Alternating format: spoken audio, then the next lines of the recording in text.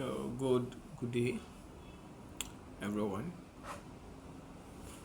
This week's assignment is basically going to be on philosophical perspectives on religion.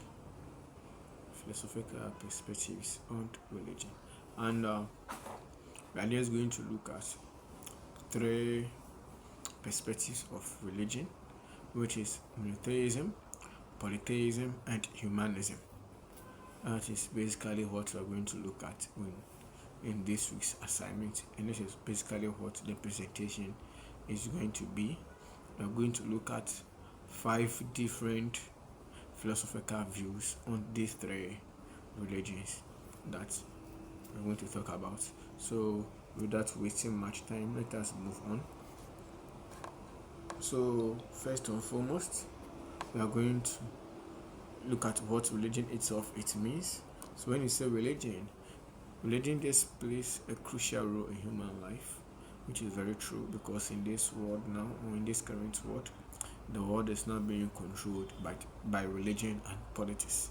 So, and both of them are all mental or mind manipulation games that goes on. So that is what we mean basically down here. So it's religion itself plays a crucial role in human life, where it influences culture, moral values, and individual beliefs. So we're just going to look more into 5 major philosophical views on religion and how they shape the worldview and ethical system. So these are the 5 things that we're going to look at. We're going to look at monotheism and polytheism, the differences between them and similarities between them, the problem of evil. This is the second thing that we're going to look at. And this problem of evil is a very, very, very, very big challenge to the monotheism, which is very interesting to know more about this. The third part is humanism, which is a secular philosophical perspective, which where myself I'm really interested in, so I belong to. And the last one that we're also going to look at is personal alignment, how we look at all these 3 things and we align ourselves on this philosophical viewpoint. So not wasting my time, fast forward, let us also look at what monotheism itself means. So when you say monotheism, what does it mean? From the prefix mono means what? One. So here with monotheism is just a belief in a one all powerful God, and we have great religions that believe in this one, which include the Christianity, the Islamic, and the Judaism. They have these things, and they have that belief in a one powerful God, and they have some attributes that they even give to this God, and one of them is the omnipotent God, and which means what? An all-powerful God. You also have the omniscient God, which also means what? An all-knowing God. You also have the omnibenevolent God, which means that an all good God. I mean, he's all good, he's very good, he's a very kind God, he's benevolent. And that's what it means. So when it comes to Christianity, it's all for them. For Christianity, they actually have this faith and this belief that God himself is a very loving father. He even loves them more than their own biological parents. And it is very, very interesting to know that for Christianity, so they have the belief that God is the one that actually loves them more than even the people that even brought them to this earth. That is a belief that they have with Christianity, and that is monotheism. What does also polytheism also means? So also polytheism, what does it also mean? So poly, from the prefix poly, it also, which poly means 2 or more. So poly here is just a belief in multiple gods, which each of them have their own unique powers and roles that they play in the life of humans or individuals that believe in them. So we have pagan religions like the Hinduism and also the ancient Greek mythology, we believe in this polytheism. So the polytheists, for them, they celebrate the diversity and plurality of divine beings, offering a richer understanding of divine influence. So that is basically that. So when we pick the Hinduism, they have some greater gods that they go by the name Shiva. You also have some of them also to be known as the Vishnu.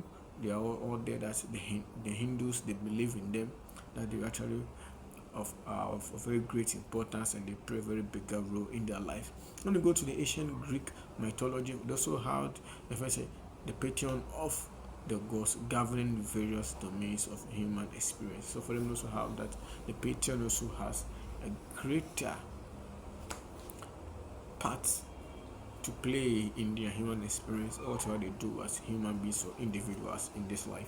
So this is basically what polytheism also speak of. So now let's also move so much. So we said from the overview that we're going to look at the differences between polytheism and monotheism, and also look at some of the similarities between them. So that is what we're looking at right now on this slide. So with just a little bit zoom forward, we can actually see it from here.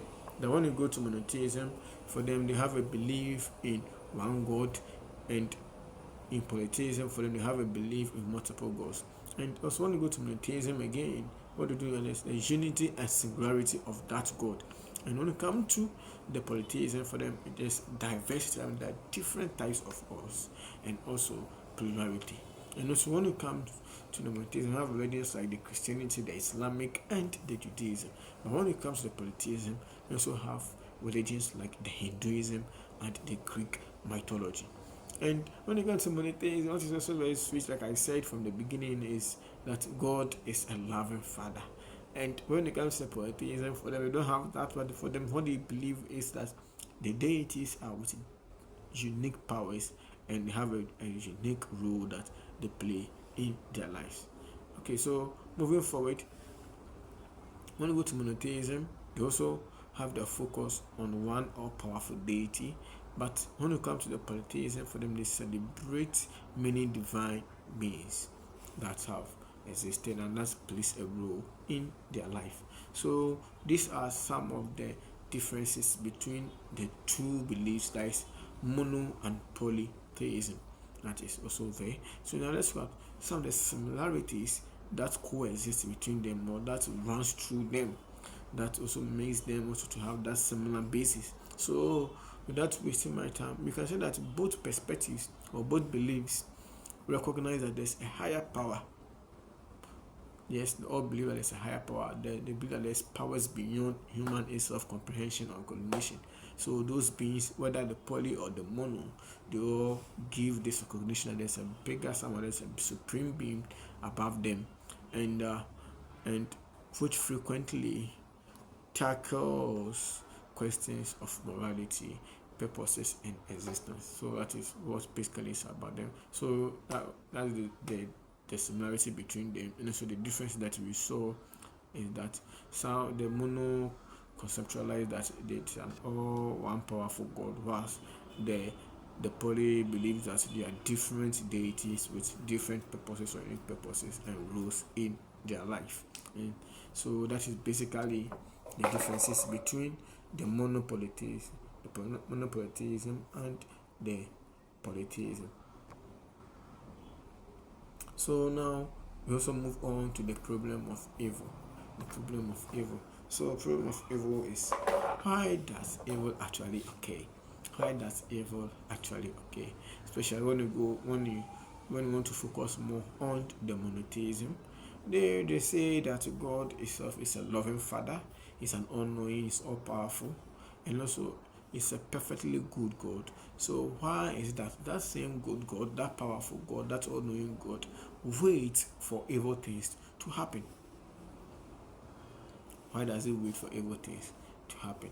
So this has been a very great challenge that have been expressed, and we have had two backers behind them. So we have the moral evil, which it comes from the human actions, and also have the natural evil, which from natural occurrences. So that is how these two are being expressed. And you have had two occurrences that have happened recently. So in 1955, we had Mackey give a challenge which asked a question, or posed a question, that if God is all powerful, all knowing, and all good, and then why is it that evil still exists?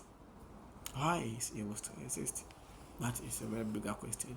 But as we moved forward in the years, in 1974, we had the Plantinga came also to give a rebuttal, which is the free will defense, which also said that God has granted we the human beings freedom to choose.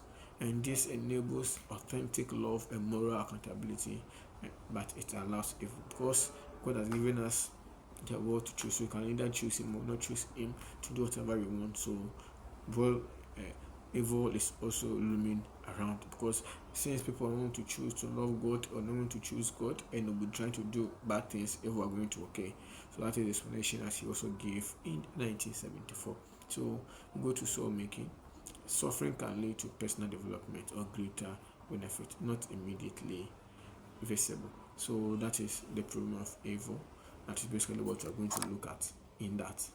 Okay, so fast forward, let us also look into humanism, which is a very interesting part that I wish we could have spent more time on, but because of the time, so we cannot spend much time. We are just going to brief at it. So for humanism, it is very interesting. That is where my heart of my love belongs to. So when you say humanism, it just highlights human worth because humans are very worthy. So it highlights the human worth, how valuable we are, and also agencies without depending on any religious beliefs. So for that one, you don't believe like it's just a common sense organization that you just have to stay together, love ourselves, help ourselves, and not just be basing it on religion. So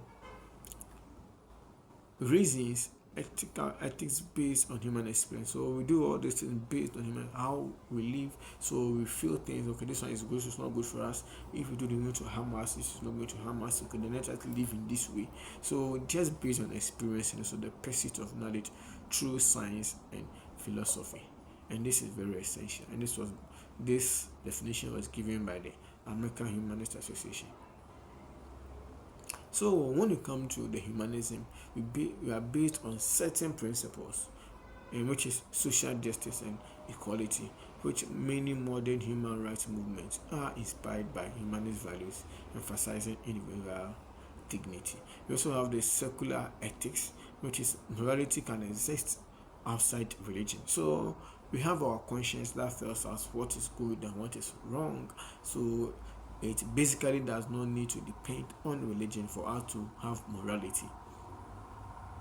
We have environmental responsibility. So we have personal fulfillment and responsibility is grounded in rational thought. We don't need religion to tell us that when you get up, you need to do this, you need to do that. As a rational human being, you must be able to know that this is what I'm supposed to do and this is not what I'm supposed to do. And that is fast forward what needs to be done. We don't need to depend on any religion to do all those things. Moving forward, then let me just conclude here with my own view of what these three things that we've seen so far. So when we're looking at monotheism and polytheism, looking at humanism and all these things, whatever that it goes on and happen, I think humanism is really the greatest one. It's good, and that is what actually sets forward to me. And as we explained, it emphasizes on human agencies, critical thinking, and also evidence-based truth aligns with my beliefs that individuals shape their own destinies through reasoning and ethical action. So there are a lot of things that you just need to think and just solve, and by not just by sitting and relying on a deity. You just have to think critically and you can just solve them. So those are basically what we just discussed. We saw the monotheism and the polytheism, the problem of evil and humanism, where the mono and the polytheism they have contrasting views on divinity, yet both of them share themes of, for instance, transcendence and purpose. When it comes to the problem of evil, that is a crucial argument challenging the existence of an all powerful deity. That is the monotheism. So when it comes to humanism, it's a secular framework aligned with ethical principles while questioning traditional authority. So we're exploring all these perspectives as actually to enhance our understanding of faith and philosophy, shaping human experience. And as we reflect these beliefs about existence and morality, philosophy acts as a guiding force in our search for meaning. So that's basically what it's about. Thank you very much for your time. So these are some of the sources where we got the information from, and they're all there with their links. So if you wish to read further or to read or more, you can just tap on the links and you'll be there, or look for the books and you're going to get it to read. Thank you once again for your time and for your attention. Meet you again another time.